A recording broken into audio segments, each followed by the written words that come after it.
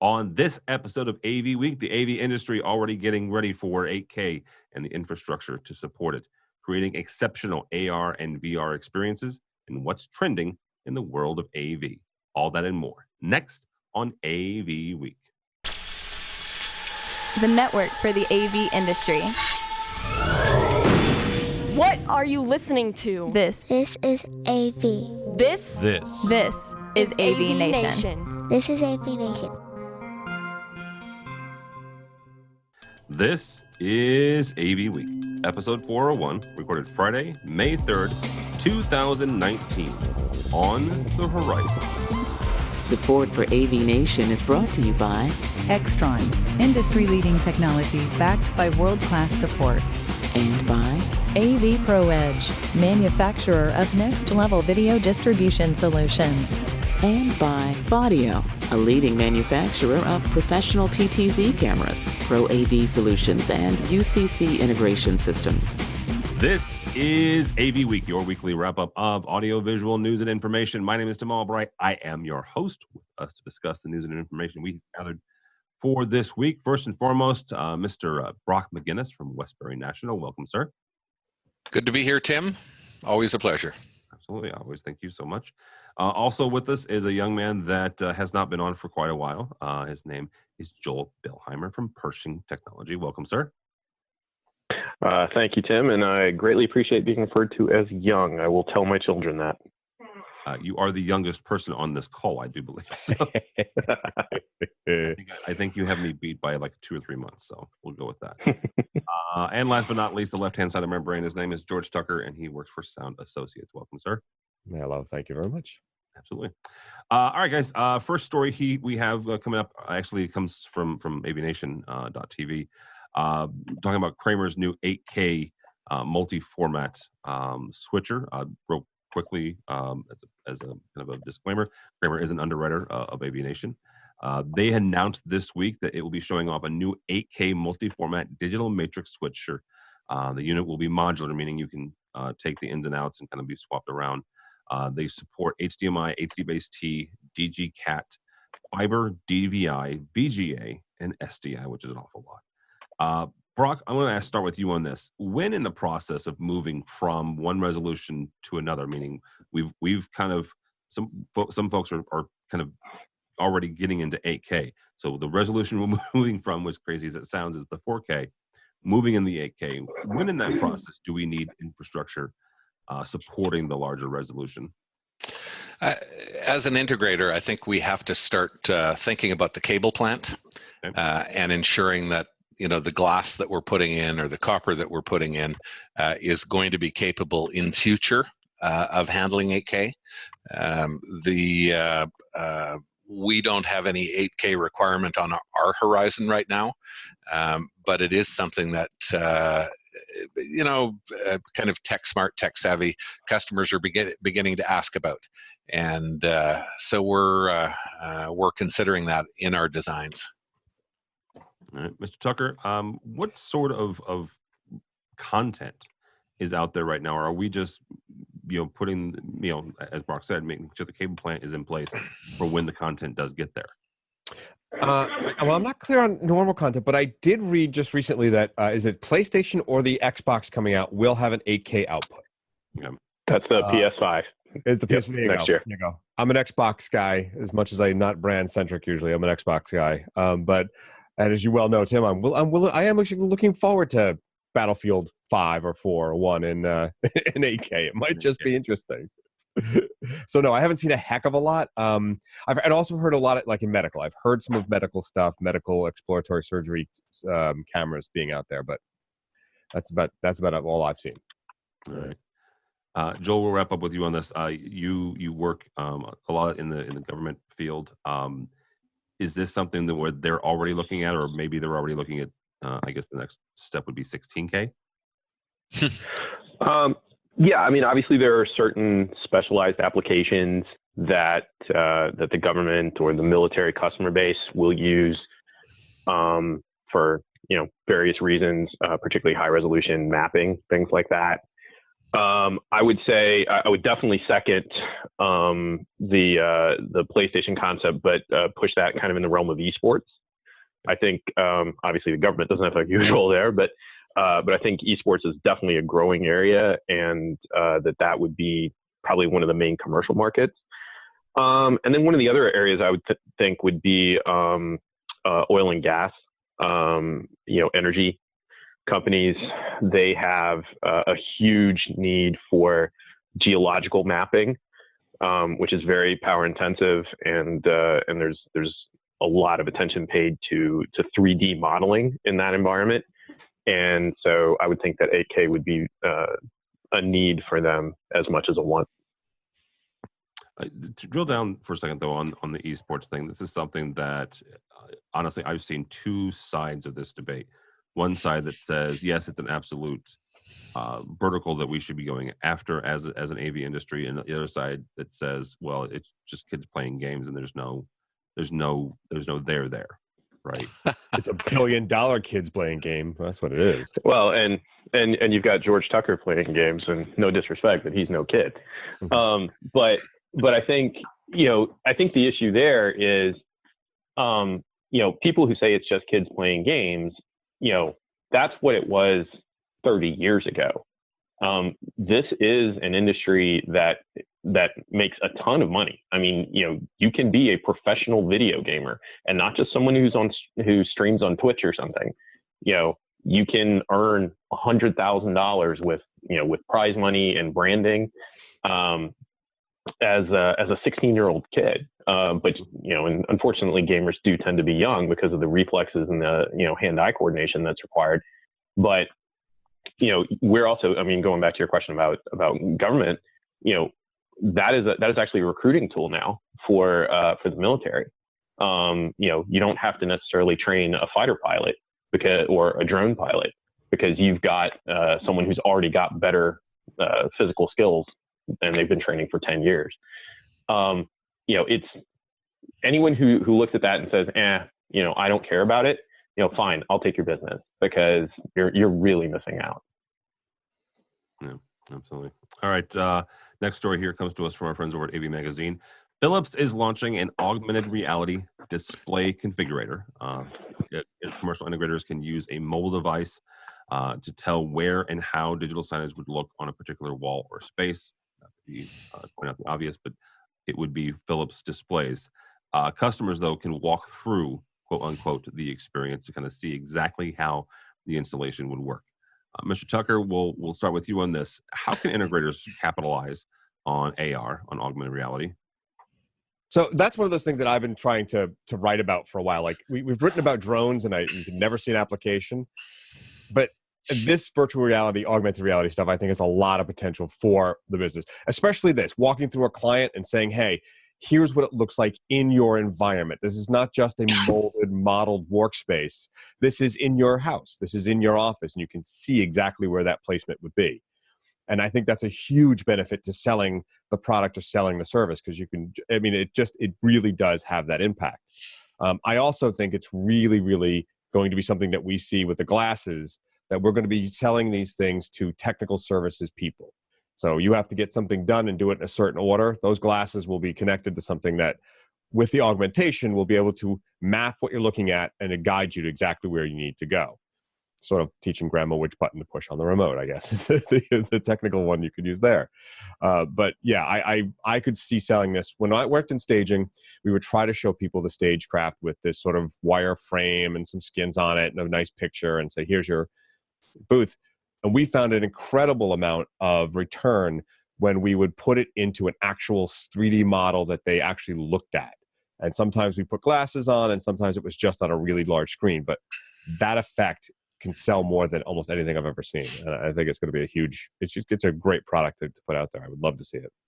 Well, it helps also it takes the idea from a CSI spec and actually gives folks a real world visual of what you're talking about and what you're designing in the comfort of your own home or your office. Right. Joel, same kind of question. Where can integrators go with this sort of technology? Yeah, I I definitely agree with what George was describing. I will say there are elements to that that are not new. I was working at a particular government agency back in 2006, and we used a Second Life instance to do exactly that, to show to various individuals at the facility and in the power structure, what their new facility was going to look like, how they would interact with it. Now, obviously, that was using the technology that existed 13 years ago, but I do think this speaks directly to what Avixa is going for, right? Customer experience. If you are really going to immerse your customer in the end product, then you have to start immersing them at the beginning of the process as well. I think it's great. I think it's, probably 2 years from now, we're going to look back and think, oh, how quaint that Philips AR tool was, because there's going to be dozens, if not hundreds more exactly like it. Brock, what other uses should integrators start looking for when it comes to AR? And honestly, let's not forget the fact that VR is still out there and as a viable technology as well. But what other use cases should we look for?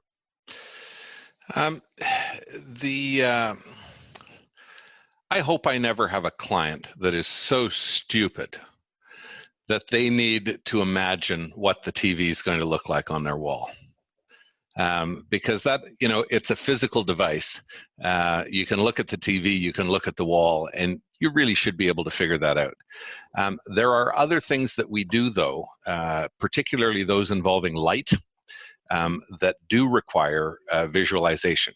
And anything that is spatial, and George would have experienced this in the stage world as well, the theater world. A lot of what happens in lighting actually happens between the tops of people's heads and the ceiling. I mean, you're creating a three-dimensional canvas that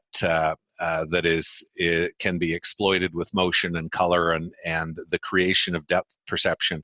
And clients have a real difficult time, seeing that and understanding it. So, from I think if we're doing something, an installed system that is going to be incredibly difficult to visualize, then we'll do some sort of AR model or demonstration. We recently did a 3D projection mapping demonstration using a Pico projector and a foam model, so that the client would understand what it was going to be like on their structure.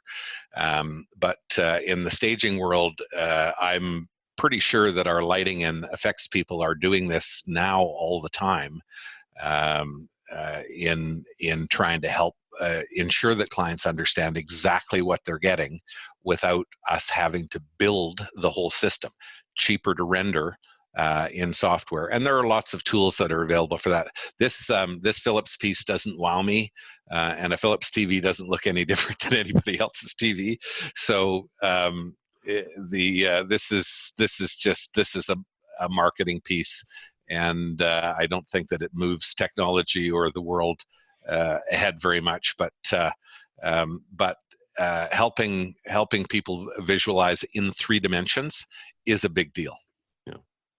Did I read, maybe I didn't read the article in depth enough. I thought I did, but I thought it would also present some of the content you would put on those walls with it, so that you get a better visualization of how that works to your lighting and the effect that has in the room. I thought that was part of it. Maybe I'm wrong.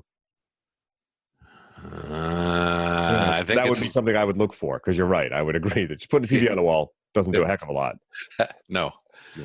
And just don't put it above the fireplace. And the impact the TV is going to have on the rest of the room is not all that sparky either. Yeah.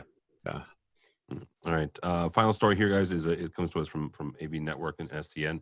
It's a recap of the weekly conversation on Sunday mornings called AV in the AM. If you are not familiar with AV in the AM, and you are on Twitter, so those two qualifiers right there. If you're not on Twitter, you can at least get on Twitter and follow the hashtag. AV in the AM was started and is moderated weekly by Chris Netto, who's now at Stern Marketing. Chris typically puts out 3 or 4 questions about the AV industry on Sunday morning, typically around 7 a.m. Eastern-ish. Twitter users then can join or just follow the conversation using the hashtag AVNAM. This past week, though, he had a conversation on emerging trends in the industry. Conversation began with Chris asking what trends members of the community had seen thus far.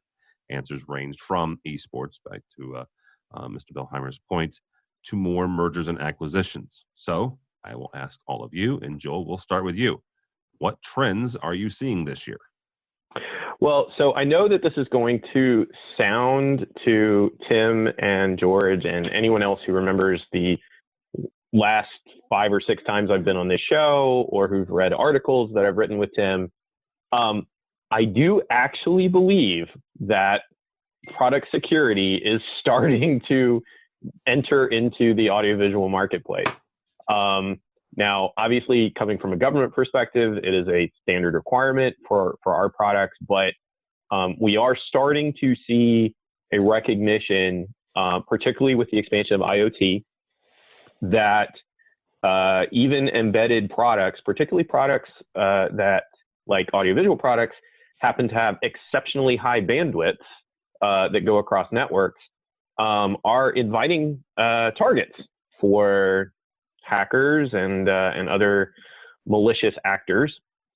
And so that is one trend that's especially coming out of the financial services industry, but also just general corporate security, that we're seeing requests coming into our company and into some of our clients, specifically for non-governmental security certifications and hardening practices. And we're actually doing some consulting with academic institutions and some financial institutions on how to do that, both at the component level, at the system level, and also at the operational level. So I would say that, again, I know it sounds like I'm finally, tooting my own horn, but I do believe that is a trend that, as time has come, and which will continue very strong. What I will also say is that the trend towards cloud services goes hand in hand with that. I'll certainly let the other guests talk a little bit more, but I think cloud AV is a capability and a practice who hasn't quite come yet, but in a couple of years, I think that's going to be much, much bigger. And I would agree with you. And the one thing I would point out, the fact that the Department of Defense is getting ready to award a $8 or $9 billion contract for cloud computing. And the last 2 participants in that battle is Amazon and Microsoft. Yes, yeah. DoD is actually, you're talking the JEDI. There's actually 2 contracts, believe it or not. There's the JEDI contract, which is the one you're talking about, where Amazon is the projected odds-on favorite, and Microsoft Azure is really the only other competitor. Oracle and Google claim to be, but realistically aren't. And then the other one is an $8 billion contract called BEOS for Defense Enterprise Office Services. And that is probably going to, my guess is that'll end up being a Microsoft solution for, Skype and Teams and things like that. So, in the course of 1 year, you're going, or maybe 2 years, depending on the timeline, you're probably going to have $18 billion in cloud money that are specifically targeted for DoD. Yeah, and in other words, the government is finally doing cloud, which is would from a security standpoint, to me, says that there's at least a level of security that they're comfortable with. Absolutely. Mr. McGinnis, same question. What trends are you seeing? So I have the advantage of being an active participant in AV and the AM. We, some of us in corporate enterprise AV talked a lot about how everybody wants to jump on the bandwagon with Teams or Zoom or one of the other soft conferencing products and link their product to the kind of conferencing software that people seem inclined to use these days, and that's a good thing because the adoption rate is just accelerating like crazy. but it's being interesting seeing the dance amongst AV manufacturers to stumble over themselves to have new partners. Yeah, and good. And to Brock's point, I would take that as a warning, because if you are a small to mid-market integrator, for example, and you're used to building out these spaces, well, now a piece of software, a webcam, and a laptop can do 90% of what the customer wants. So if you can't figure out, to Brock's point, how to capture that and how to take advantage of that and how to integrate that maybe at an enterprise level or with some kind of value add or services capability, you're going to be in a lot of pain. So that ship sailed quite some time ago, Joel. And most of us actually have figured out that 10% of the rooms are going to be complex and expensive and need us, and 90% of the rooms are going to be fairly simple and might not need us. But if we're great service providers and we're convenient and we can respond quickly and we're affordable, the same people who buy the 10% expensive rooms are going to continue to buy the 90% inexpensive rooms. And the thing about it being 90% is people just can't get enough of those rooms now. And it's, companies adding, can I get 4 more meeting rooms? Can I get 6 more meeting rooms? Which is fantastic, because more and more people are using video, just like we are today, and are comfortable doing so. I made a sales presentation to a room full of people yesterday. We couldn't get our schedules to coordinate. That was done on Zoom, and was at least a good experience for everybody involved, doing it by video as it would have been in person, and probably saved me $38 in parking. That's a good, that right alone. There, yeah, seriously, that right there is indication of Brock's point, the fact that more and more people are adding these, every single day. All right, Mr. Tucker, last word on this. What are the trends? Well, so all that Brock and Joel have talked about, I think is spot on. But something that I've been noticing, and this is a little bit off the beaten path as I'm wont to do, is understanding that a lot of the gear we remove is still usable. The waste that we produce is enormous. And it's not just in the packaging, and it's not just in the cabling, that we have to just toss. I am seeing a lot of people talk about, hey, look what I just removed. And people are trying to find a use for it. And I think there's a secondary market, or at least a reuse market, and recognizing how we throw away so much stuff, and we need to be more attentive to it. We're not quite a green industry, and we make a lot of money on saying, oh, those TVs are old, and that audio system is old. Rip it all out, throw it in the bin, throw it in the dumpster, throw it in the landfill, and let's put in this new shiny whatevers. And you're happier, and it sounds better, and it does more, and yay.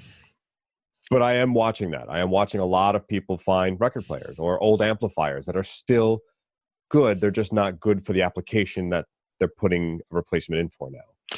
So what should I do with my 50-inch plasma that is currently sitting in a corner of my house? Well, it doesn't work. Send it to me. No, it's a plasma. Oh, absolutely it works. There are people who love plasmas. That's almost like an addiction of people. Yeah, Tim is raising his hand here on the video portion of it. Now, I know, Tim, guys, it's a 720 plasma, and it doesn't have HDMI in it. Well, you can go a DVI, so you're gonna have to have audio and video different. Okay, but yeah. It's not DVI either. This was not a digital input device. How is it? Does it have component, or is it just like an S video connector, or a VGA? VGA. Interesting. Yeah, interesting. Well, yes, and we need to be more. What do we do with it? That's my question. Right. What do we do with it? It's going to go in a landfill. Plasma and what that's made of is not the nicest stuff in the world, and I'm not trying to be a tree hugging green here, but when you're throwing away perfectly good amplifiers or perfectly good, speaker systems that could be reused for some other purpose. Yes, finding that purpose can be difficult, but I see a lot of guys talking about the vintage gear and wanting something to do with it. Okay, but hang on for a second. Vintage gear is, and maybe it's because of my age, vintage gear to me does not mean a plasma, as much as I do love them. Vintage gear means tubes, tube amplifiers. Well, yes, and But- one of your favorite things, weighted knobs. Can I interest you in a blue 160? But the larger question in that is vintage. There's an attraction to it, right? But what do we do with this stuff?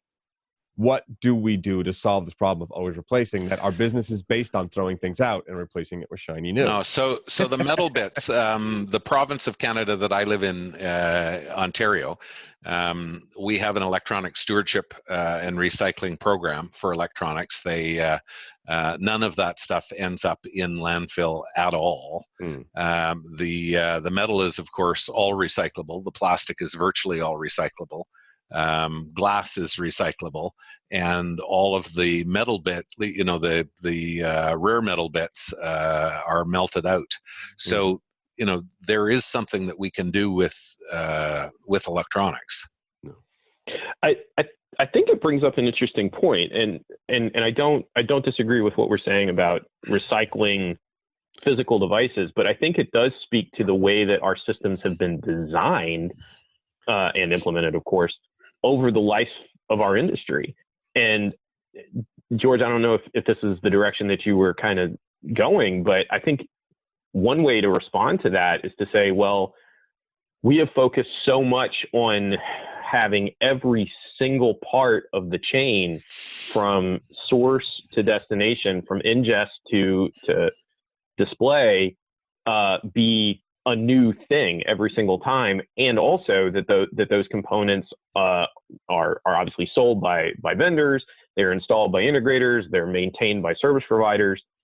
But if you couple that with some of the other trends we're talking about, whether it's cloud or mobility, which we didn't really touch on, all of that infrastructure can be handled by other components, other systems in probably better and certainly more efficient ways. So it may mean, to your point, that we're not looking at owning the center anymore. Whether that's because of cloud, whether it's because of a green approach, whether it's because of cost efficiencies, or any other number of factors, it may mean that we focus pretty much exclusively on the edge. And Tim, I think that is the biggest trend. And that's not just a 1-year trend. That's probably a 5-year trend, maybe a 10-year trend. But I think AV is very, very close to the tipping point of being an edge-only industry. Interesting. Yeah. All right. That'll be kind of where we put it there. Gentlemen, thank you so much. Mr. Brock McGinnis, thank you for joining us, sir. A pleasure as always. Thank you, Tim. It's been a while. I think we missed a cycle or two with some scheduling difficulties, but I love being part of the AVNation community, and thank you very much. I don't know if you've seen, I'm supporting an AVNation supporter right here, and thanks to all the manufacturers and companies that support AVNation. This is a great service you do for our community, Tim. Thank you, sir. And if you're listening to the podcast, he was showing an Extron S3 cup that I actually have one of those too. How do people find you and or Westbury National? Westbury National is based in Toronto. We are westbury.com. I can be reached there. You'll also see me from time to time on Twitter, where I am at Brock McGinnis. From time to time, he's very humble on that. He's there. And again, the AV and the AM conversation is a really good conversation. And Brock is really, well, it depends on the week, obviously, but pretty heavily involved in that. Mr. Tucker, thank you, sir. Thanks. Great to be on again. Good to see you all. You can find me on Twitters. And Sound Associates at Infocom. Yes, well, I was getting to that, but I can be found on the Twitters. I'm at Tucker2s. But I will be at Infocom, both manning the booth for the company. I work for Sound Associates at booth number 5542. And I will be teaching a class on Wednesday, June the 12th. It's MT, Michael Thomas, 45. And that's it's about accessibility systems for theater and cultural institutions. So it's everything about the setup, the laws, the requirements. Excellent. Yeah. Mr. Billheimer, thank you, sir, as always. Appreciate it. How do people find you and or Pershing? Well, the simple answer is it's actually very difficult to find me, but I have no social media presence whatsoever. But you can, if you wish to get in touch with Pershing Tech and talk about security, AV, or how attractive Tim Albright is, we are at pershingtech.com. I'm not sure that's a valid use of that website. You're also teaching a class at Infocom. So how do people find you there? I am. I will be on Super Tuesday. That's the 11th, from 1 to 3 in, I believe, Whiskey 307 Charlie Delta. We are going to be talking about open source in AV and not just using Linux, but even such outrageous concepts as devising open source control systems and distributing them completely open source to your customers and the community. So I'm sure it'll be greatly appreciated within the Infocom community. I think the more and more end users that come to Infocom, I think that I would argue that they would find it. They would at least appreciate it. I'm not sure about the control manufacturers, but we can have that conversation. Look forward to seeing everybody there. Absolutely. For me, for AVNation, don't follow me on the Twitters at this point. I'm crossing my fingers and hoping that St. Louis gets beyond Dallas in the Stanley Cup playoffs. But for us, for AVNation, go by the website, avnation.tv. avnation.tv. There you will find our list of supporters. These are the companies that help us financially, and we do appreciate their financial support. Help us bring you AVWeek and ResiWeek. And in about 5 weeks' time, all things Infocom 2019. While you're there, you can also register for our annual tweet up. We call it a walkthrough party from 4 to 6 on Wednesday, June 12th. A bunch of folks come in. You kind of, as you're going to your next event, come by the room and grab a drink, grab something to eat, shake hands, and trade business cards with folks. So we can register there, and that is also brought to you by Infocom and Stern Marketing. So we appreciate that. Our next webinar is May 22nd on AV over IP, looking at the specs and what you need to know actually as you head into the Infocom show in June. So check that out. You can register there as well. All that and more at avnation.tv. That's avnation.tv. Thanks so much for listening. Thank you so much for watching. That's all the time we have for AV Week.